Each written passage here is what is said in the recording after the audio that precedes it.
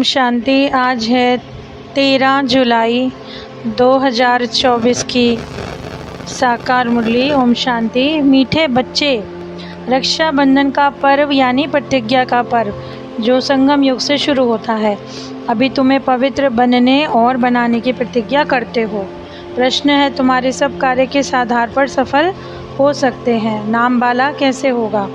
ज्ञान बल के साथ योग का बल हो तो सब कार्य आप ही करने के लिए तैयार हो जाएं। योग गुप्त है, इसलिए तुम विश्व का मालिक बनते हो। योग में रहकर समझाओगे तो अखबार वाले आप ही तुम्हारा संदेश छापेंगे। अखबारों से ही नाम वाला होना है, इनसे बहुतों को संदेश मिलेगा। ओम शांति। आज बच्चों को रक्षाबंधन पर समझाते हैं क्योंकि अभी नज़दीक है। बच्चे राखी बांधने के लिए जाते हैं। अब जो चीज़ होकर जाती है उसी का पर्व मनाते हैं। तो ये तो बच्चों को मालूम है कि 5000 वर्ष पहले भी प्रतिज्ञा पत्र लिखवाया था। ये है पवित्रता की निशानी। सबको कहना होता है कि पवित्र बनने की राखी बांधो। ये भी जानते हो पवित्र दुनिया सतयुग आदि में होती है। इस पुरुषोत्तम संगम युग पर ही राखी पर्व शुरू होता है जो फिर मनाया जाएगा। तो जब भक्ति शुरू होगी तो इसको कहा जाता है अनादि पर्व। ये भी कब से शुरू होता है? भक्ति मार्ग से, क्योंकि सतयुग में तो यह होता नहीं है, ये होते हैं यहाँ। सब त्यौहार आदि संगम पर होते हैं। सब त्यौहार आदि संगम पर होते हैं, फिर भक्ति मार्ग से शुरू होते हैं। रक्षाबंधन मनाते हैं। अब ये कैसे मालूम पड़े कि ये राखी क्यों मनाई जाती है? त्रिमूर्ति के चित्र में लिखा हुआ है कि ब्रह्मा द्वारा स्थापना होती है पावन दुनिया की, इसलिए पवित्र बनाने के लिए राखी बंधन मनाया जाता है। तो अभी है ज्ञान मार्ग का समय। तो बच्चों को समझाया गया है कि भक्ति की बात कोई सुनाए तो उनको समझाना चाहिए कि अब हम ज्ञान मार्ग में हैं। तो ज्ञान सागर एक भगवान है जो सारी दुनिया को वॉइसलेस बनाते हैं। भारत वॉइसलेस था तो सारी दुनिया वॉइसलेस थी। अब भारत को वॉइसलेस बनाने से पूरी दुनिया जब हो जाती है तो भारत को वर्ल्ड तो नहीं कहेंगे, भारत एक खंड है पूरे वर्ल्ड में।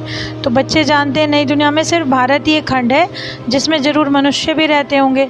अब जो सचखंड था, जो सृष्टि की आदि देवता धर्म का था, उसको कहा जाता है निर्विकारी पवित्र धर्म, जिसको कि 5000 वर्ष हो गए। सब पुकारते भी हैं कि हे परमपिता परमात्मा। तो ये कहते हुए बुद्धि में परमात्मा ही आता है। अब तुम जानते हो परमपिता परमात्मा जीव आत्माओं को आते हैं ज्ञान देने। संगम को कुंभ भी कहा जाता है। 3 नदियाँ वापस बाप में है नहीं। गुप्त नदी पानी कैसे हो सकती है? बाप कहते हैं तुम्हारी गीता गुप्त है।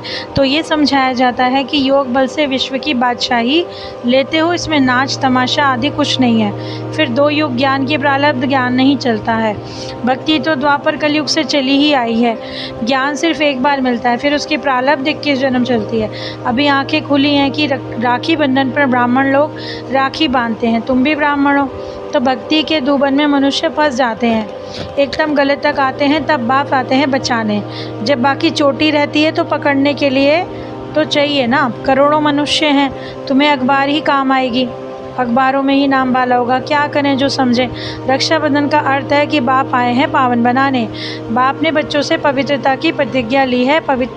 पतितों को पावन बनाने वालों ने राखी बांधी है। श्री कृष्ण का जन्म मनाते हैं तो जरूर गद्दी पर बैठा होगा।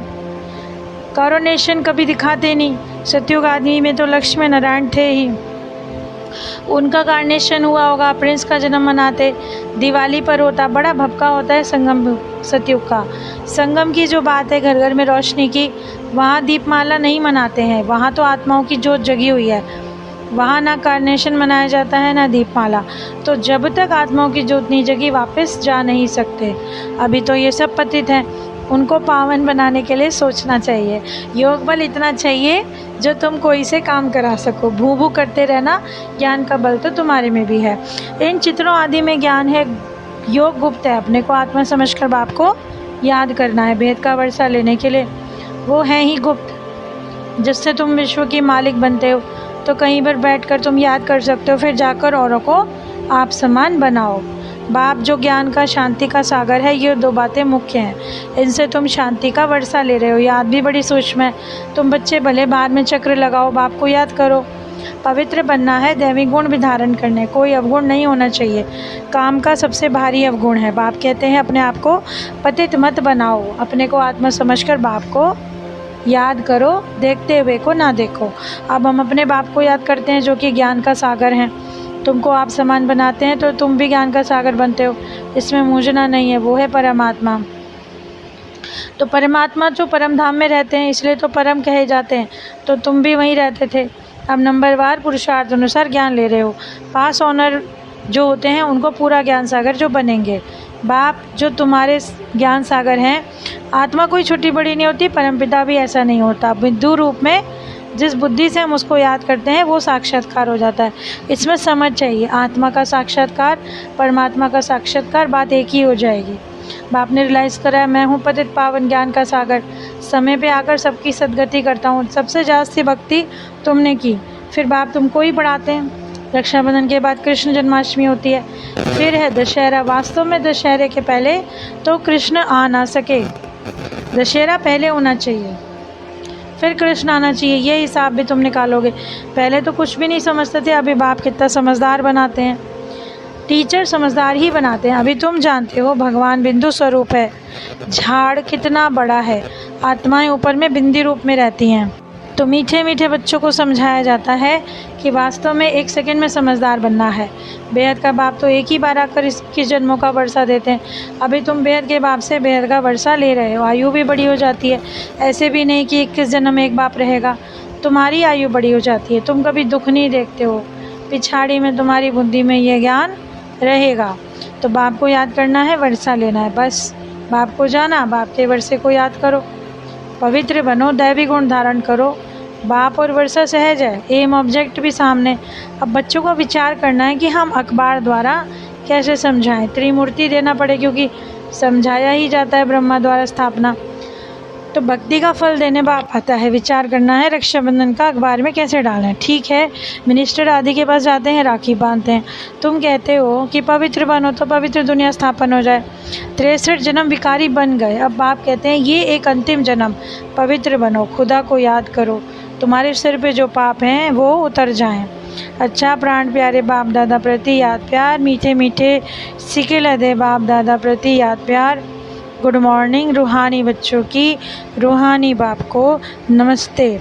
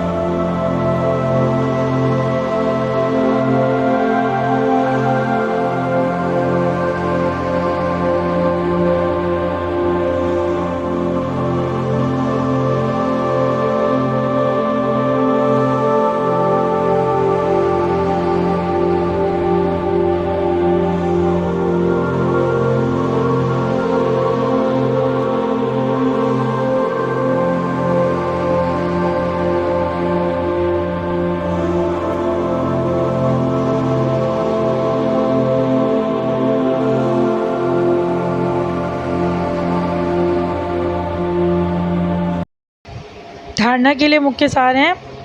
पास विद ऑनर होने के लिए बाप समान ज्ञान का सागर बनना है। कोई अवगुण अंदर है तो उसकी जांच कर उसे निकाल देना है।